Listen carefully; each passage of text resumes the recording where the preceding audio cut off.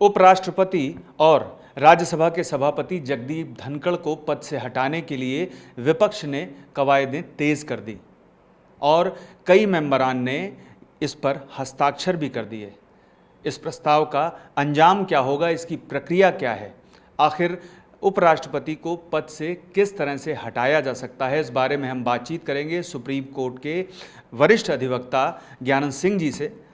ज्ञानंद जी, मेरा सवाल ये है कि जिस तरह से कल कवायदें शुरू हुई विपक्ष की ओर से, तो क्या प्रक्रिया है, किस तरह से जो उपराष्ट्रपति हैं उनको पद से हटाया जा सकता है, जो एक्स ऑफिशियो भी हैं, राज्यसभा के सभापति भी हैं? देखिए, उपराष्ट्रपति को जो बनाया जाता है वो इलेक्टोरल कॉलेज बनाती है, जो कि इलेक्टोरल कॉलेज में members of Lok Sabha and Rajya Sabha दोनों होते हैं। तो इनके रिमूवल के प्रोसीजर में भी दोनों का रोल होता है।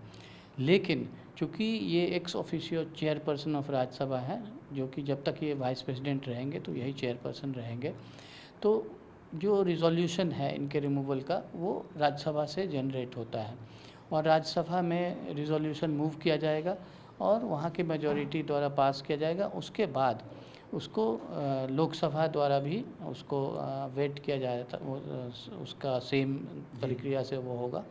उसके बाद उनका रिमूवल होता है। लेकिन ये जो रिजोल्यूशन है इसको मूव करने के लिए 14 दिन का नोटिस देना अनिवार्य है। अच्छा, यानी कि पहले 14 दिन का नोटिस दिया जाएगा, उसके बाद जो सदन की प्रक्रिया है वो शुरू होगी, वहाँ पर वोटिंग होगी और फिर उसके बाद लोकसभा की सहमति भी अनिवार्य है इस मामले में। हाँ, लोकसभा की भी सहमति अनिवार्य है। उसके बाद ये उस पोजीशन से हट जाएंगे। जैसे ही ये वाइस प्रेसिडेंट के पोजीशन से हटेंगे तो अपने आप इनकी जो ये चेयरमैन का जो पोजीशन है वो चला जाएगा, क्योंकि जो चेयरमैन होता है वो किसी भी हाउस का मेंबर नहीं होता। एक चीज़ मैं आपसे ये जानना चाहूँगा कि वाइस प्रेसिडेंट को हटाने की जो प्रक्रिया है, रिमूव करने की जो प्रक्रिया है, वो महाभियोग से कितनी इतर है? और महाभियोग चूँकि राष्ट्रपति और मेरी जो जानकारी है कि जो जजेस हैं सुप्रीम कोर्ट और हाई कोर्ट के, उनके रिमूवल के लिए भी आमतौर पे लोग आम भाषा में उसको भी महाभियोग कहते हैं। तो क्या किसी भी तरह से वाइस प्रेसिडेंट की जो प्रक्रिया है वो मैच करती है महाभियोग की प्रक्रिया से? देखिए, दो चीज़ें हैं। पहली जो प्रक्रिया जो प्रेसिडेंट को रिमूव करने का इम्पीचमेंट है वो बहुत ही टफ़ है। उसकी जो वोटिंग की प्रक्रिया है, स्पेशल मेजॉरिटी और ये सब बहुत ही टफ़ है। वैसी ही प्रक्रिया जजेस के लिए भी है, बट दोनों में एक फ़र्क ये है कि जजेस के प्रक्रिया को हम रिमूवल बोलते हैं और प्रेसिडेंट को हटाने की जो प्रक्रिया है उसे इम्पीचमेंट बोलते हैं। संविधान में उसी के लिए इम्पीचमेंट कहा गया है, क्योंकि जो जजेस को हटाने की प्रक्रिया होती है वो उसी प्रकार होती है जैसे इम्पीचमेंट में होता है, बट अल्टीमेटली जजेस को प्रेसिडेंट के ऑर्डर द्वारा हटाया जाता है, तो इसलिए उसे रिमूवल बोलते हैं। अब रह गई दूसरा पहलू, जो जजेस और प्रेसिडेंट को हटाने की प्रक्रिया है वो कानूनी प्रक्रिया है, संवैधानिक प्रक्रिया है, जिसमें कि उसमें ग्राउंड्स हैं। जजेस को सिर्फ वोटिंग द्वारा नहीं हटाया जा सकता, उसमें प्रूव्ड मिसबिहेवियर होना चाहिए। तो सिर्फ अगर पूरी पार्लियामेंट के लोग, मेंबर्स ऑफ पार्लियामेंट चाहें कि हटा देंगे तो नहीं हटा सकते, रिजोल्यूशन पास करके भी। उनको तभी हटाते हैं जब एक इंक्वायरी कमेटी बनती है और उनके मिसबिहेवियर पे रिपोर्ट आता है कि ये चार्ज प्रूव हो रहा है, तो उस प्रूव मिसबिहेवियर के बाद ही वोटिंग होती है। तो ऐसे ही किसी को पसंद नहीं है कोई जज, उसको नहीं हटा सकते। ऐसी ही थोड़ी सी प्रक्रिया प्रेसिडेंट में भी है। प्रेसिडेंट को वायलेशन ऑफ द कॉन्स्टिट्यूशन के लिए हटा सकते हैं, बट ये जो पोस्ट है वाइस प्रेसिडेंट का, इसमें ऐसी चीज़ें नहीं लिखी गई हैं। तो ये एक पॉलिटिकल मूव भी हो सकता है। अगर पॉलिटिकली अपोजिशन या मेंबर्स ऐसे हैं जो बहुत स्ट्रॉन्ग है, मेजॉरिटी है उनकी, तो वो वाइस प्रेसिडेंट को हटा सकते हैं। अच्छा, क्या वाइस प्रेसिडेंट में सिंपल मेजॉरिटी से, दोनों सदनों की सिंपल मेजॉरिटी की वोटिंग से वाइस प्रेसिडेंट को हटाया जा सकता है? चूँकि महाभियोग में 2/3 मेंबरान का रेजोल्यूशन ज़रूरी होता है, तो इसमें भी फ़र्क है? हाँ, इसमें फ़र्क है, उसमें लिखा हुआ है स्पेशल मेजॉरिटी।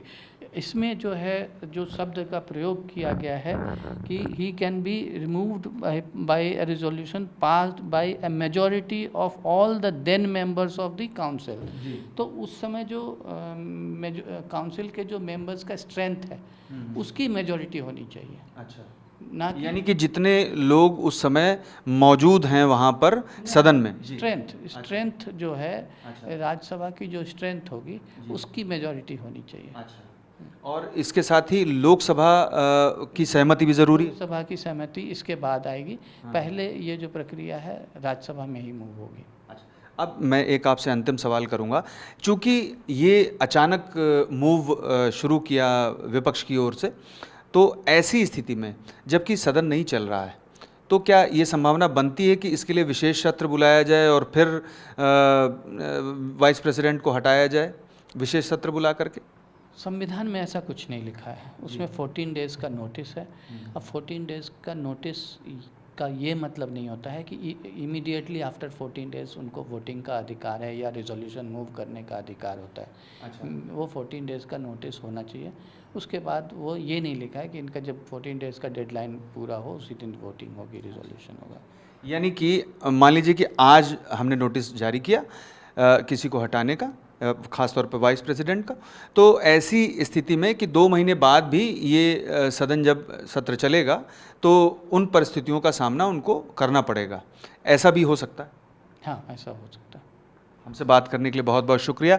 तो आपने सुना सुप्रीम कोर्ट के वरिष्ठ अधिवक्ता ज्ञानंद सिंह जी को, जिन्होंने स्पष्ट कर दिया कि वाइस प्रेसिडेंट यानी कि उपराष्ट्रपति और राज्यसभा के सभापति को हटाने की प्रक्रिया क्या है, और इस प्रक्रिया में अभी तक जो विपक्ष की ओर से कवायदें की गई हैं वो नाकाफ़ी नज़र आती हैं, और ऐसे में ये नहीं कहा जा सकता कि उपराष्ट्रपति जगदीप धनखड़ की सीट किसी भी तरह से खतरे में है। पीयूष पांडे, TV9 भारतवर्ष, नई दिल्ली।